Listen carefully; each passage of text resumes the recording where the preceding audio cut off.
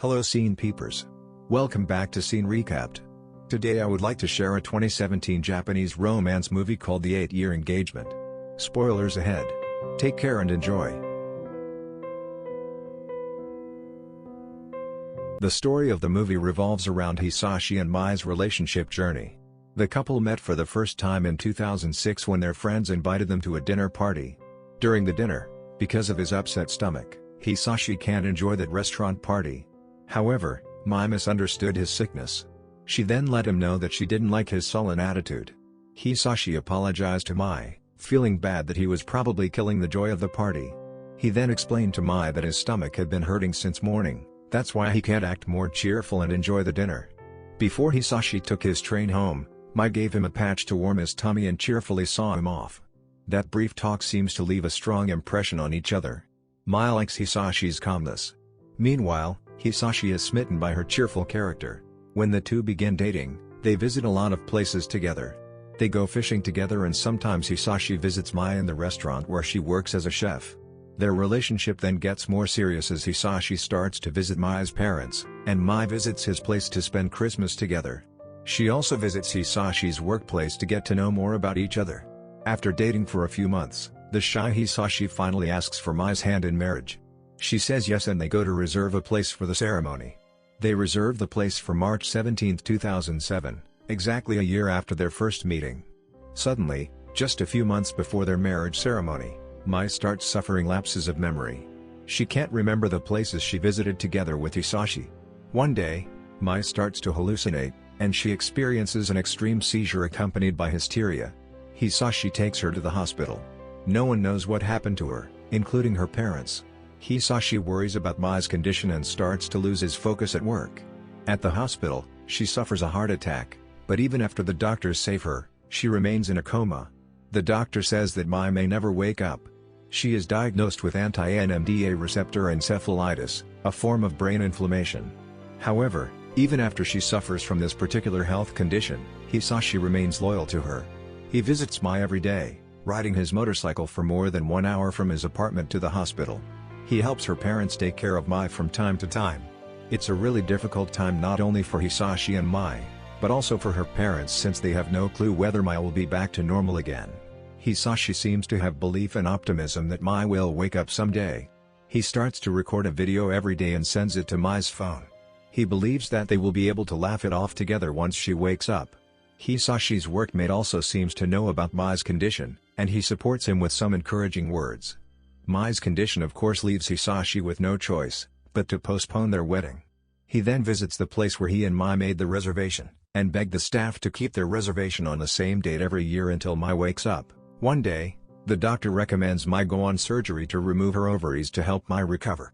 It means Mai will never be able to have children. Even after this, Hisashi still loves her and chooses to stay by her side. However, Mai's parents start to worry about Hisashi. One day, they advise him not to come any longer, suggesting he get on with his life. They state that he isn't a family member, so he doesn't have to stay by Mai's side. He refuses, remembering his promise of marriage to Mai. There is a brief time when Hisashi tries to move on with his life without going to the hospital. He even goes to Shoto Island for work and enjoys local festivals, but he can't stop thinking about Mai. He then goes back to the hospital. Seeing all his effort for Mai's mom eventually lets him stay and expresses her gratitude. Days passed into weeks, weeks passed into months, but nothing has changed. One of Hisashi's workmates even felt sorry for getting married before him, but he assures him that he will be the next. After being in a coma for more than 1 year, Mai finally woke up. However, the doctor says that she is now like a baby. She needs to start all over again, relearning how to speak and move her body. She also probably still loses some of her memories. Although Mai is still far from her normal self, the fact that she has woken up excites Hisashi and her parents. Hisashi's workmates are also happy with this news and congratulate him. However, it's still a long journey until Mai recovers fully. Mai then is moved to another hospital and shares her room with other patients. She starts her various therapy there, starting from learning how to sit by herself, and how to respond to any kind of stimulus. As time pressed onward, Mai is getting better. She can tip balloons, write a few things, and even hum some songs. In the 6th year, after years of rehabilitation, Mai can communicate and read like normal people. Her parents sometimes invite some of her old friends to come to the hospital, so Mai can be happier. Although Mai is still using a wheelchair, she is mostly back to her old cheerful self. But it soon becomes apparent that she has no prior memory of Hisashi. One day, she finally dares to admit to Hisashi that she can't remember anything about him. Hisashi is disappointed with this fact, but he tries to understand her. Mai promises that she will try her best to remember anything about him and their relationship. Hisashi then tries to help Mai to recall her memory by telling her how they met, and the places or things they have done together. Mai takes notes as if it will help her to regain her memory. Mai desperately wants to regain her memories. Her mom helps her by accompanying her to go to places she and Hisashi visit, but she still can't recall anything. One day, Mai goes to Hisashi's apartment by herself. It's raining heavily that day and Mai accidentally falls from her wheelchair after trying hard to reach Hisashi's apartment. Fortunately, Hisashi comes and helps her. She then tells Hisashi that she hates being unable to remember anything about them. Mai then wakes up in the hospital. Her efforts to recall her memories are only a burden on her still frail body. Hisashi doesn't want to see Mai suffer again. He decides it is best to not see Mai anymore and moves to Shoto Island. One day, he takes Mai to the place where he proposed to her. Hisashi then tells Mai not to burden herself to try to remember anything about them anymore. He also asks her to live her own life and focus on herself.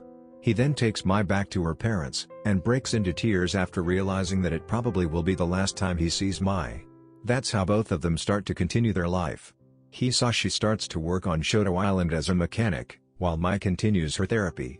She now has been allowed to go back to her home. Mai starts to check on her old stuff, but she still can't access her phone because she can't remember the password. She also starts her walking therapy, although there isn't much progress. On the other hand, Hisashi still can't stop thinking about Mai and often imagines she will eventually come back to him. During her last test, the doctor says that Mai recovers well. She will go back to her normal life, stating she can marry and have children. It is revealed that her mom insisted the doctor preserve Mai's ovaries. After her checkup, Mai and her mom go shopping. She then happens upon the ceremony hall where they had reserved a date for their marriage. She is recognized by the attendant, who informs her that Hisashi had continued to hold onto the reservation, delaying it each year while holding on to the same date, March 17th, the day they first met. When Mai accesses her phone after realizing that the date was the password she had forgotten, she discovers that Hisashi had been sending her videos for years to cheer her up, even though she was in a coma. Mai then decides to look for Hisashi on Shoto Island. Although her parents still worry about her, they know that this is something Mai should do by herself. She takes the boat and watches some of Hisashi's videos on her phone. Mai then realizes that although she can't remember anything about their relationship, she once falls in love again with Hisashi. Determined to meet Hisashi again, Mai looks for him everywhere on the island. She finds him near the shore, seeing him repairing the public swing for some kids. Mai then goes to him, telling him that she has fallen in love with him again. Hisashi then tells Mai that he has always loved her all these years. He then asks Mai whether she wants to walk together with him.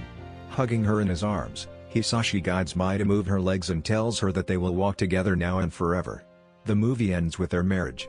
After 8 years of engagement, they finally marry in the place Hisashi has reserved for them all these years. Mai, although still bound in her wheelchair, now can take several tiny steps to the altar.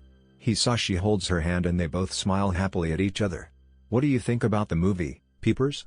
Leave your comments below. Subscribe to this channel for more movie recaps.